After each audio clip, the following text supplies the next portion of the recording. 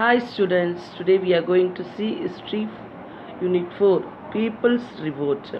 Today we are going to see about People's Revolt. In this lesson, the learning objectives are to know the Palaikas Pulinga system in Tamil Nadu, to understand the role of Pulitevar and the Kattabomman in the anti-British uprisings, to know about the South Indian Rebellion, to know the causes and effect of Velur Munich, to understand the causes and impact of revolt of 1857. So the revolt of 1857 is very important. It will be continued till your higher classes. So understand the concept and understand the lesson, children. Let us start with an introduction. After the Battle of Plassey in the year 1757, the political and economic power of the British over many parts of India have disturbed the political, social and economic order of the country. Many landlords and chieftains have lost their powers and estates, so they revolted against the British. The English assumed the right of collecting the annual tribute, that is tax, from the Palaikarar. Palaikarar rebellion. Many Palaikaras like Veerabandi Kattabomman, Umadurai, Marudu brothers and Dhiran Chinnamalai rebelled against the British, but the first resistance to the British was offered by the Pulitevar. Origin of Palayam. How was Palayam formed? The Vijayanagar rulers appointed Nayaks in their provinces. The Nayak of Madurai in turn appointed the Palaikarar. Vishwanathan became the first Nayak of Madurai in 1529. He noticed that he could not control the chieftain, that is leaders, who wanted more powers in their provinces. Vishwanathan Nayak introduced the Palaikarar system in 1529 with the help of his minister Arinatha Mudaliyar and divided his region into 72 Palayams, and each one was put under the control of a Palaikarar. Palaikarar was the holder of a territory or a palayam. These palayams were held in military tenure, that is, tenure of land for performing military operations, and extended their full cooperation to help the Nayaks.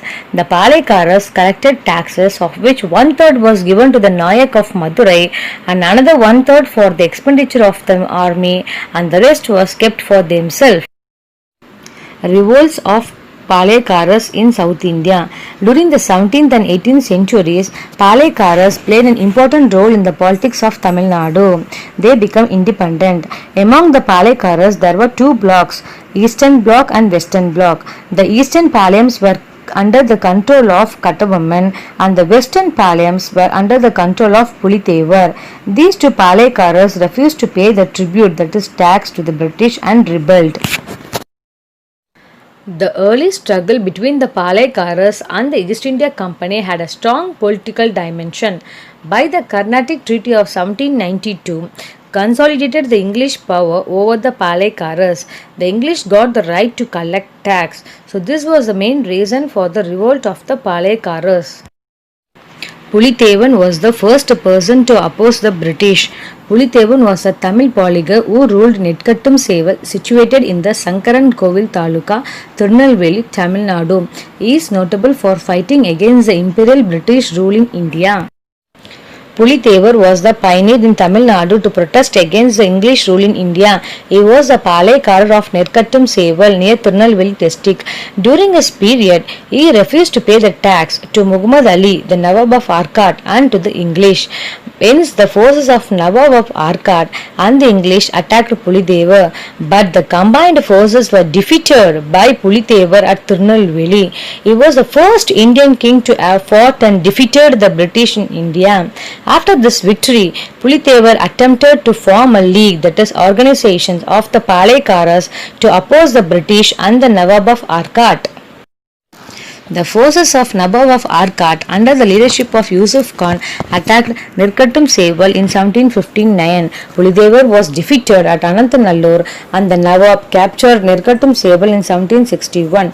Pulidevar, who lived in exile, exile means expelling a person from their native land, Nadugadathal, recaptured Nirkattum Seval in 1764. But later, Pulidevar was defeated by Captain Chambal in 1761. Pulidevar escaped and died in exile without fulfilling his purpose, although his courageous trail of a struggle for independence in the history of South India. The ancestors of Kattabomman belonged to Andhra. They shifted to Tamil country during the 11th century as a feudatory under Pandyas. Feudatory means a person holding a land, in turn they are to pay the tribute. Jagaveera Pandya Kattabomman ruled Veerapandiyapuram and its capital was Panchalankuruchi. Jagaveera Pandyan became a polygar during the rule of Nayaks and was succeeded by his son Veerapandya Kattabomman. His wife was Jakkamal and his brothers were Umadurai and Sevathaiya. Nawab of Arcot. After the decline of Vijayanagar Empire, the Mughals established their power in the south. The Nawabs acted as the representatives of Mughals in Karnataka. Panchalankuruchi Palayam was acted as an ally means friend, to the Nawab of Arcot and paid the tribute to them.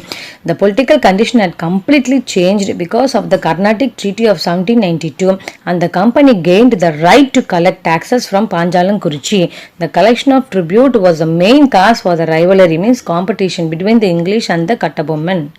Kattabomman met Jackson. In 1798, Colonel Jackson, the collector of Ramanathapuram, wrote letters to Kattabomman asking him to pay the pending amount of taxes. Due to the famine in the country, Kattabomman replied that he was not in a position to repay the tribute. Jackson got angry and decided to send an expedition to punish Kattabomman. But the Madras government insisted the collector Jackson to call and hold a discussion with Palekarar at Ramanathapuram. In 1798, Kattabomman and his minister Siva Subramaniam met the collector at Ramanathapuram. On verifying the accounts of Kattabomman, Jackson believed that Kattabomman had cleared most of the arrears and only 1080 pagodas as balance. Pagodas means unit of currency made of gold. During this interview, Kattabomman and his minister Sivasubramaniam had to stand before the arrogant collector for 3 hours. The collector insulted them and tried to arrest Kattabomman and his minister. Suddenly, Umadurai, the brother of Kattabomman, entered the fort with his men and helped the Kattabomman to escape from that place. But unfortunately, the minister Sivasubramaniam was taken as a prisoner. Edward Clive and Kattabomman. Kattabomman came to Panchalankuruchi and wrote a letter to the Madras Council about the behavior of the collector Colonel Jackson. Edward Clive, the governor of Madras Council, ordered Kattabomman to surrender and to appear before a committee. Meanwhile, Edward Clive dismissed the collector for his misbehavior and released the minister Sivasubramaniam. Kattabomman appeared before the committee and proved that he was not guilty. S.R. Lakshington was appointed as collector in the place of Colonel Jackson. The Confederacy of Palekaras. Confederacy means join. So all the Palekaras joined together to revolt against the British. Marudhu Pandyan of Sivagangai formed the South Indian Confederacy of rebels against the British along with the neighbouring Palekaras. This confederacy declared a proclamation, that is announcement, called as Tiruchirappalli Proclamation. Kattabomman was interested in this confederacy and he tried to influence his power over Sivagiri, but he refused to join with the alliance of the rebels. But the Palekarar of Sivagiri was a tributary to the company. So the company decided to wage war against Kattabomman and ordered the British army to attack the Panchalankuruchi. Fall of Panchalankuruchi. Major Bannerman moved his army to Panchalankuruchi on 5th September. They cut off all the communications to the fort, and in a war at Kalarpatti, Sivasubramaniam was taken as a prisoner and Kattabomman was escaped to Pudukkottai. Vijaya Raghunatha Tondaiman, the Raja of Pudukkottai, captured Kattabomman from the jungle of Kalapur and handed him to the company. After the fall of Panchalakuruchi, Bannerman brought the prisoners to an assembly of Palayakaras and sentenced them to death. Sivasubramaniam was executed at Nagalapuram. On 16th October, Veerapandya Kattabomman was brought before an assembly of Palayakarar summoned at Kayatharu. On 17th October 1799, Kattabomman was hanged at Kayatharu. Many folk ballads, அதாவது நாட்டுப்புற பாடல்களும் கதைகளும் tells heroic deeds of Kattabomman and kept his memory alive among the people. Now let us see about the brave woman Velu Nachiyar. Velu Nachiyar was a queen of Sivagangai. At the age of 16, she was married to Muthu Vaduganadhar, the Raja of Sivagangai. In 1772, the Nawab of Arcot and the British troops captured Sivagangai and killed Muthu Vaduganadhar in Kalayar Kovil battle. Velu Nachiyar escaped with her daughter Velachi Nachiyar and lived under the protection of Gopala Nayakar at Virupakshi near Dindikkal. During this period, Velu Nachiyar organized an army and employed her intelligent agents to find where the British stored their ammunitions. Ammunitions means guns, bullets and explosives. She arranged a suicide attack by a faithful follower Quili, a commander of Velu Nachiyar. With the help of Marudu brothers, she again recaptured Sivagangai and became the queen of Sivagangai. She was the first queen to fight against the British colonial power in India. She is known by Tamils as Veeramangai and also Jhansi Rani of South India. Now let us see about the contribution of Marudu brothers. Marudu brothers were the sons of Mukaya Palniyappan and Ponnathal. The elder brother was called Periya Marudu and the younger brother was called as Chinna Marudu. Chinna Marudu was more popular and was called as Marudu Pandiyan. Chinna Marudu served under the Muthu Vaduganatha Periya Udaya Devar of Sivagangai. In 1772, the Nawab of Arcot captured Sivagangai. Muthu Vaduganatha was died in battle. However, after a few months, Sivagangai was recaptured by Marudu brothers and Periya Marudu became the king of Sivagangai. Chinna Marudu acted as his advisor.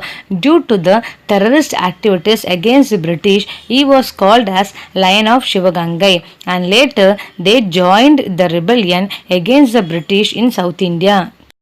The company waged war against Sivagangai for these two reasons. Number 1. Marudu Pandiyan gave protection to Umudurai and others. Second, the merchants of Sivagangai did not like the interference of the company in their internal politics. South Indian Rebellion, Thin India Purachi 1800 to 1801. In February 1801, the brothers of Kattabomman, that is Umudurai and Savataiya, escaped from Palankote prisons and reached Kamudi. Chinna Marudu gave shelter and took them to his capital Siruvayal. They reconstructed the ancestral fort at Panchalakuruchi.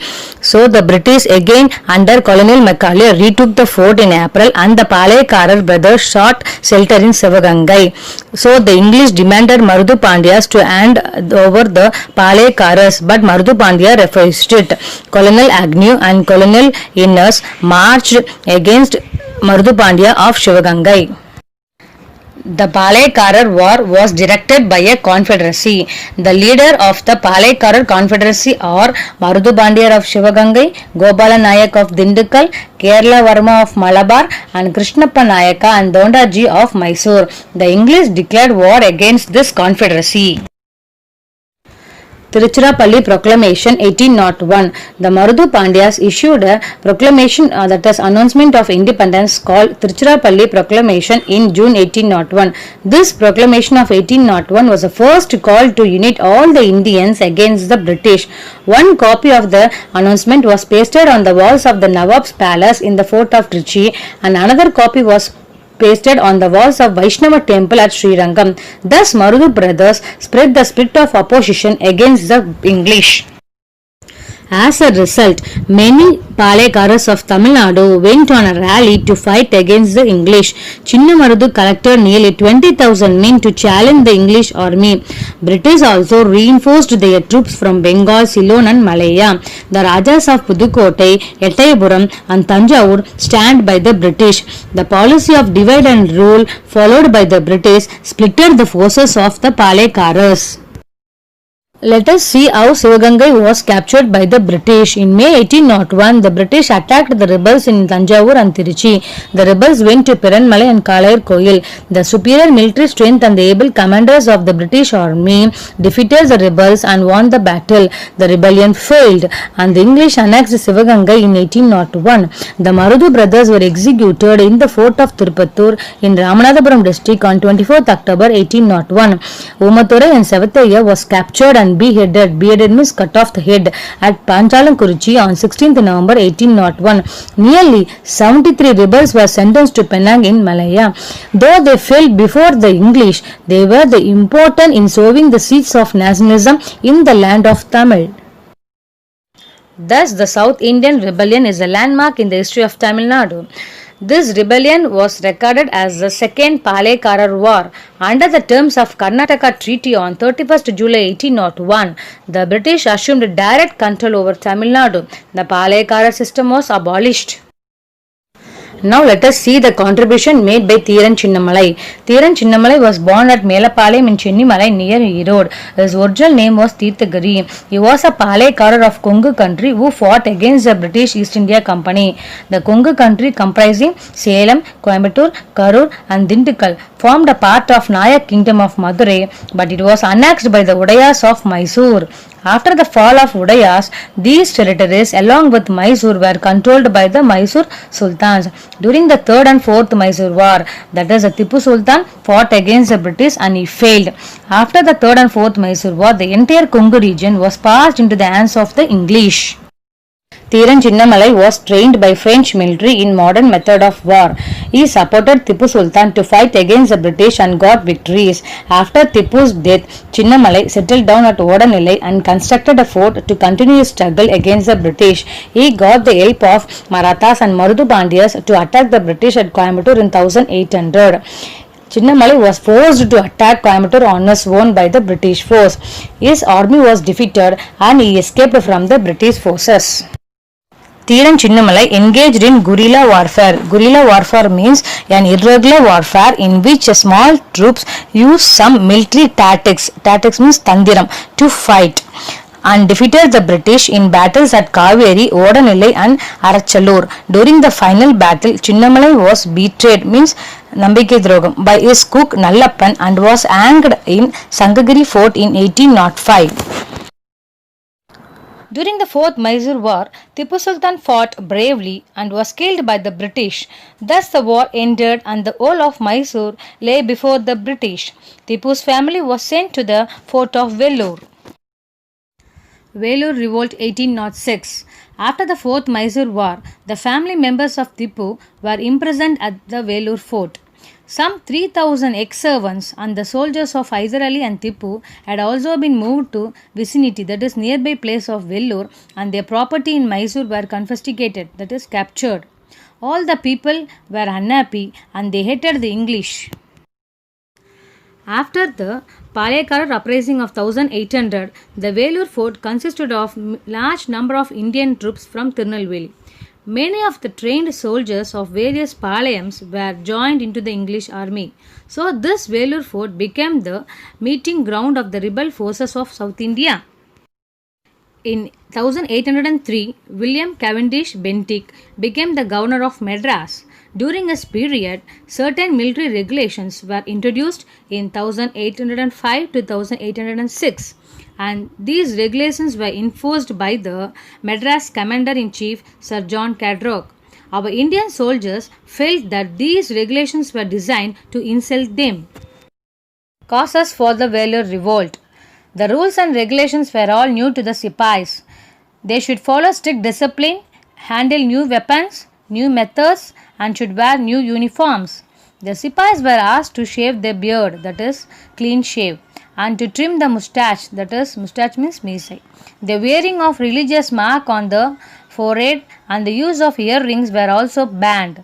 The English treated the Indian Sipais as their inferior. There was a racial prejudice. Immediate cause of the revolt. In June 1806, Military General Agnew introduced a new turban resembling a European hat with a badge of cross on it. It was popularly known as Agnews Turban. Both the Hindu and Muslim soldiers opposed it. If any soldiers who opposed were severely punished by the English. Cause of the revolt. The Indian soldiers were waiting for an opportunity to attack the English officers. Tipu's family also took part in it. Fatih Haidar, the elder son of Tipu, tried to form an alliance against the English. On July 10th, in the early morning, the native Sipais of the 1st and 23rd regiments, that is army troops, started the revolt. The Sipais' first attack was against the commander of the troop, Colonel Fancourt. The fort gates were closed. Meantime, the rebels proclaimed, that is, announced Fatih Haidar as their new ruler. The British flag in the fort was brought down. The tiger-striped flag of Tipu Sultan was hoisted on the fort of Vellore. See the image of Tipu's flag. Suppression of the revolt. Suppression means forcibly put an end. After hearing the news that Indian Sipais attacked against British officer, the Major Court, who was outside the fort, rushed to Ranipet and informed Colonel Gillespie. So the Colonel Gillespie reached Vellore fort. He made an attack on the rebel force. The revolt was completely suppressed and failed. Peace was restored in Vellore. On the whole, nearly 113 Europeans and about 350 Sipais were killed in the revolt. The revolt was suppressed within a short period. It was one of the important events in the history of Tamil Nadu. Effects of the Vellore revolt. The new methods and uniform regulations were withdrawn. The family of Tipu, as a precautionary measure, was sent to Calcutta. William Cavendish Bentinck was removed from his service. What are the causes for the failure of the revolt? First one, there was no proper leadership to guide the soldiers. Second, the rebellion was also not well organized, that is, inadequate training and inadequate weapons. Third, divide and rule policy of the British splitted the unity of the Indians. V.D. Savarkar. Let me share a few lines about him. Vinayaka Damodara Savarkar was an Indian independence activist who formulated the Hindu nationalist philosophy of Hindutva. He is the father of Hindutva. He calls the Vellore revolt of 1806 as the prelude, that is preliminary, to the first war of Indian independence in 1857. Now let us go into the topic, the revolt of 1857. The early uprisings did not succeed in threatening the British in India. It took the revolt of 1857 to bring home to the company, and the British thought that their rule was not accepted to the large section of the population. The revolt of 1857 was a product of character and the policies of colonial rule. The cumulative effect of British expanding policies, economic exploitation, and administrative innovations over the years had adversely affected the position of all the Indian rulers. Causes of the revolt 1857. The first cause was the dissatisfaction of the British policy of economically exploiting the people of India. The peasant, that is the farmers, suffered a lot due to high revenue demands and the strict revenue collection policy. Second, the policies of doctrine of lapse, that is வாரிசு இழப்பு கொள்கை, subsidiary alliance, கூட்டணி கொள்கை, and the policy of effective control created a dissatisfaction among the people. Annexation of Oudh proved that even the grooving loyalty, that is, behave with too much respect, cannot satisfy British greed for territories.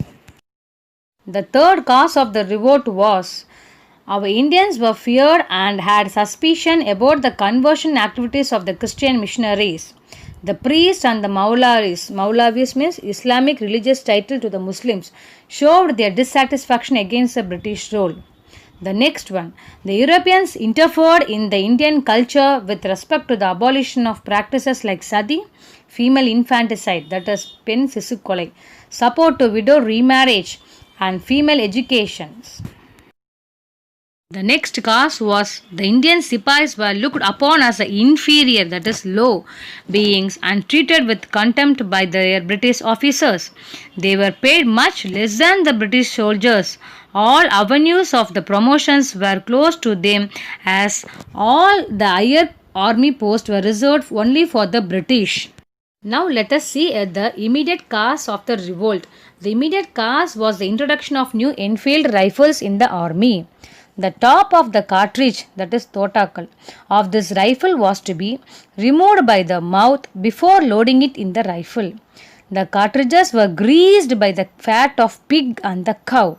The Indian Sipais believed that the British were deliberately, that is wantedly, attempting to spoil the religion of both Hindus and the Muslims, because cow was sacred for Hindus and the Muslims hated the pig. The soldiers therefore determined to refuse their service and ultimately revolted. Thus, the primary and the immediate cause of the revolt was the use of the greased cartridges. Outbreak of the revolt. On 29th March 1857 at Barakpur near Kolkata, Mangal Pandey, a young Sipai from Bengal regiment means army troop, refused to use the grease cartridge and shot down a British officer. Mangal Pandey was arrested and executed. When this news spread, many Sipais revolted against the British. Course of the revolt. On 10th May 1857 at Meerut, the Sipais of the 3rd Cavalry means Kudurai Padai, they moved to the prisons and released all their soldiers, and they joined the men of 11th and 20th Native Infantries means Kalat Padai, soldiers on the foot, and they murdered some English officers and then marched towards Delhi. After arriving to Delhi on 11th May, the Meerut Sipais declared Bahadur Shah II as the Emperor of India. Delhi became the center of the Great Revolt and Bahadur Shah its symbol. Automatically, the revolt spread quickly in parts of Lucknow, Kanpur, Jhansi, Barli, Bihar, Fazidabad and many other places in North India.